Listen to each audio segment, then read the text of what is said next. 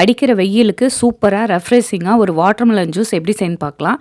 நான் வாட்டர்மெலனை கட் பண்ணி வச்சுருக்கேன். சீட்ஸ் எல்லாம் ரிமூவ் பண்ணியிருக்கேங்க. இப்போ இதுவும் ஒரு மிக்ஸி ஜாரில் ஆட் பண்ணிக்கலாம். ஆட் பண்ணிவிட்டு தண்ணி ஊற்றாமல் அரைச்சி எடுத்துக்கோங்க. கொட்டை இருக்கிற மாதிரி இருந்துச்சுன்னா ஃபில்ட்ரு பண்ணி எடுத்து வச்சுக்கலாம். நான் பாதாம் பிசினை முன்னாடி நாள் நைட்டே ஊற வச்சுருக்கேன். அதில் ஒரு ஸ்பூன் ஆட் பண்ணிக்கிங்க. வெயிலுக்கு ரொம்ப ரொம்ப நல்லதுங்க அது. இப்போ சியா சீட்ஸும் கொஞ்சம் ஆட் பண்ணிக்கலாம்.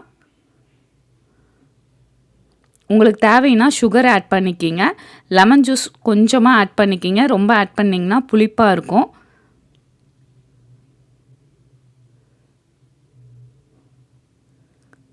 ஒரு 4 ட்ராப் ஆட் பண்ணிங்கன்னா போதும். நல்லா மிக்ஸ் பண்ணி விட்டுட்டு ஐஸ் க்யூப்ஸ் போட்டு சர்வ் பண்ணி பாருங்கள். அவ்வளோ சூப்பராக இருக்கும், ரெஃப்ரெஷிங்காக இருக்கும். கண்டிப்பாக இந்த மாதிரி வாட்டர்மெலன் ஜூஸை ட்ரை பண்ணி பார்த்துட்டு கமெண்ட் பண்ணுங்கள். சேனலை சப்ஸ்கிரைப் பண்ணுங்கள். இன்ஸ்டா ஃபேஸ்புக்கும் ஃபாலோ பண்ணுங்கள். தேங்க்யூ.